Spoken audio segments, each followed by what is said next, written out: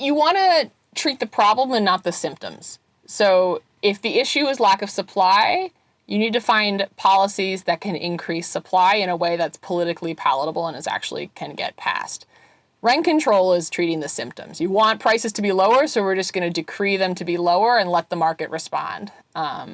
So, state level policies. I mean, Hawaii is already not a huge state, so it's not wildly different than like what California decreeing statewide stuff is really different than the Bay Area, just because we have such a huge, vast population to redistribute between. But still in Hawaii, the state is going to have more of a, eye toward the broader effects across all of Hawaii. So policies that can harness the costs and benefits, that can see the costs and benefits are where you want to focus, and also potentially to use incentives and subsidies as opposed to just decrees that we're just going to take away your local control, can also potentially be a more political, palatable way of getting these policies done. But the main thing is you have to treat the disease, not the symptoms.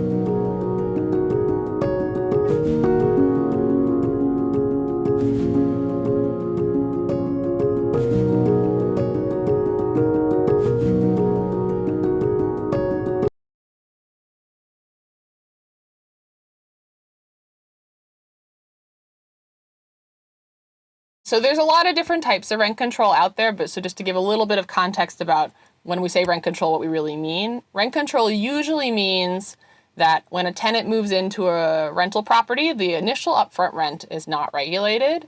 There's just a cap on how much the rent can go up if the tenant were to remain in the property. So it's sort of like a kind of insurance. It says if you can afford it now, you're going to be able to afford it going forward. You're not going to get gentrified out of your neighborhood. So this is sort of insurance against displacement due to housing affordability. So that sort of, I think there's a lot to like about that type of setup. The issue with rent control is that this subsidy toward your rental price is essentially fully coming out of your landlord's pocket, right? We're not sharing the cost burden of this subsidy across, broader society. Like owner-occupied homeowners are not contributing to that cost. It's fully on the landlord. And what we find when we studied this in San Francisco, so what we did is we looked at a law change in the mid-90s in San Francisco that expanded rent control eligibility based on the year that your property was built. So we basically compare people that were already living in properties built in the 1970s, which got access to rent control, versus properties built in the 1980s, which didn't get access to rent control. And this was a sharp law change in 1994. So that basically creates this nice experiment for us where we can compare what happens to the properties suddenly covered by rent control versus the ones that don't get access. And the initial results look pretty promising for rent control. So the tenants that are living in there at the time of rent control expansion show lower levels of displacement from the city, have lower mobility rates in general. They seem to really value that rent control, and it helps them a lot, mostly through just rents are cheaper, and that makes, cost burdens in the rest of your life a little easier. But when we follow this policy over, the longer term, landlords are not, silly. They're trying to, make ends meet themselves. And because this huge subsidy is coming right out of their pockets, they start to supply their real estate to other types of other uses. So we see a lot of conversion to owner-occupied housing because they can get the full value of their real estate there. And we see just a decline in supply of rentals. And basically over the long run, this initial benefit to the initial tenants is fully undone because the supply of rental housing goes down so dramatically. We find it declines by about 20%, that pushes up those upfront rental prices so much that the sort of future tenants are not going to benefit. Even though they get this sort of guarantee the rents are not going to go up, they're paying more money up front than they would have. So what rent control kind of does is it benefits the tenants that live there when the law changed at the expense of the future tenants that will live there in 10 or 20 years. So that sort of seems like it's a little bit like a Ponzi scheme. You sort of benefit now, you're stealing money from future people because they don't get to vote in the election of should we have rent control, and you're benefiting the current tenants. You could maybe think of it as a Band-Aid, and maybe it's maybe not going to ruin the housing market overnight, but very, 5, 10, 20 years later, it's really going to, cause a big even further supply shortages and make affordability even worse. So, it highlights that the issue is not so much we want to we might want to supply some kind of insurance against getting displaced from your neighborhood, but putting the landlords to pay that full tax and put the full cost burden on this sort of narrow set of the population suggests that maybe there are other ways to raise that revenue, maybe through more of a broader property tax where everybody chips in a little bit, as opposed to just landlords having to come all out of their pockets. Might be a more efficient way to produce those subsidies.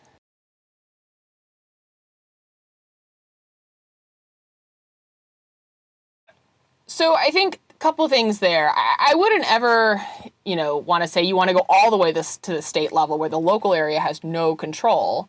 It's just you might want to have some state level policies that incentivize either certain types of buildings can override local land use, or you get some extra funding from the state if you override local land use. So I don't think we'd ever want to consider just handing everything off to the state, and I don't know of anything that's put everything up at the state level. But you want sort of a mix of like local control, because there is some benefit to local control, which is that the local area actually knows the nuances of what's going on locally, which the state or federal government might not be as well attuned to the local issues. So that's why you want situations where you can have state level carrots and sticks in combination with the local area to be able to tailor land use to how it sees. And one other point there I wanted to make is, this is a somewhat new issue. If you went back to like 1970, the idea of like zoning and local land use having so much power just didn't exist. So areas which just sort of built what they want.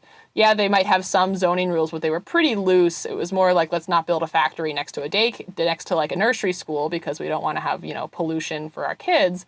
But this idea of having like a heavy hand and minimum lot sizes and exactly the type of buildings and the height restrictions, that's a much more recent phenomenon. So the fact that we haven't seen it partially is due to the fact that this is a relatively new problem.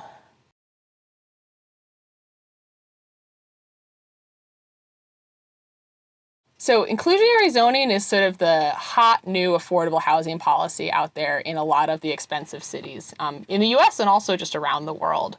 I'm super personally interested in inclusionary zoning because we actually don't know much research-wise. It's one of the things I want to study in my research, but we just don't have a lot of systematic, clear evidence about how to run this policy. But just to give a little description of what this is forcing developers that build market rate housing to set aside a share of their apartments to be rented at below market rates to income eligible tenants. So maybe there's a new luxury apartment building going up in your neighborhood. 10-20% of those units, depending on which part of the country you're in, are going to have to be set aside and rented at below market rates. And I think the policy is new. So on the one hand, we actually haven't had a lot of most affordable housing is not inclusionary zoning because, most housing is old housing in the US. And then even the new construction that we have had, only, 10% of it or so is inclusionary zoning, this sort of set aside stuff. So it's sort of in a magnitude sense, this is just a trivial part of the affordable housing market out there relative to, the low income housing tax credit or just market rate housing that is affordable in certain parts of the country. But the way to think about inclusionary zoning is it's really this trade-off with taxing developers in exchange for reallocating some of these units to the low income population. And I think getting that tax right is super important. And we just don't know much about, should we be setting aside 2% of those units to be affordable? Should we be setting aside 40% of those units to be affordable? And all of this comes down to the bigger the tax, the bigger share that we force to be set aside, the bigger the tax on the developer is to build housing. So obviously, if we taxed 100% of those units to be affordable, no developer would ever choose to build because you would lose money. There would be no way to cover your construction costs. But if we set aside 0% of those, not many, housing units would actually get, distributed to the low income. So the question is, what number should that be? And in different parts of the country, you see that number all over the place, and it's been going up over time. And like in the Bay Area, this number is going up. In Boston, it's going up. In New York, it's going up. And developers are saying, and I've talked to a number of developers here that say the current number in San Jose, California, is so high that unless rents can go up a lot more, we can't cover our costs. And even if these super expensive rents that San Jose already has are not high enough for the developer to find it, even cover their costs to build. So I think we have to think pretty hard about what's the right trade-off. I mean, it's taxation versus redistribution. It's the standard public finance taxation. If you tax incomes too much, people won't supply their labor, but we do need redistribution. And I would love to know if that number should be 2%, 10%, 15%. Something I would love to study, and I'm working on myself, but I don't have an answer yet.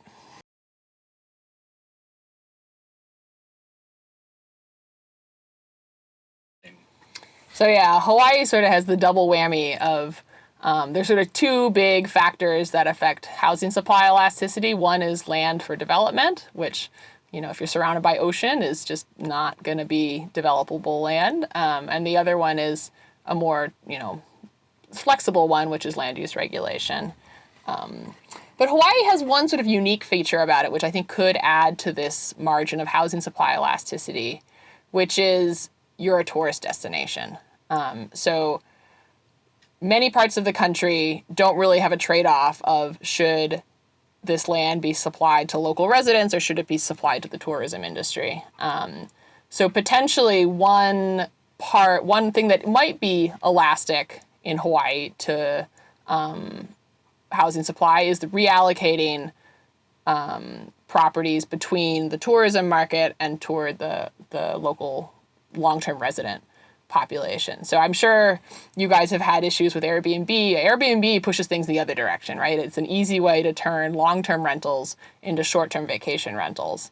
But even before Airbnb, second homes of people living in other parts of the country are a non-trivial share of the Hawaii housing market. So finding ways to tax the properties that are allocated toward the tourism market both as a way to raise revenue that can then be redistributed to Hawaii residents, but also as an incentive mechanism to push properties back to the long-term rental market can be one mechanism where there actually is some supply elasticity. So you're not going to get more land. And we just talked about all the tricky reasons it is to overrule housing affordability, overrule local land use regulation. But policies that can, directly increase property taxes for short-term rentals or vacant properties can be a way to push housing back in the long-term resident direction.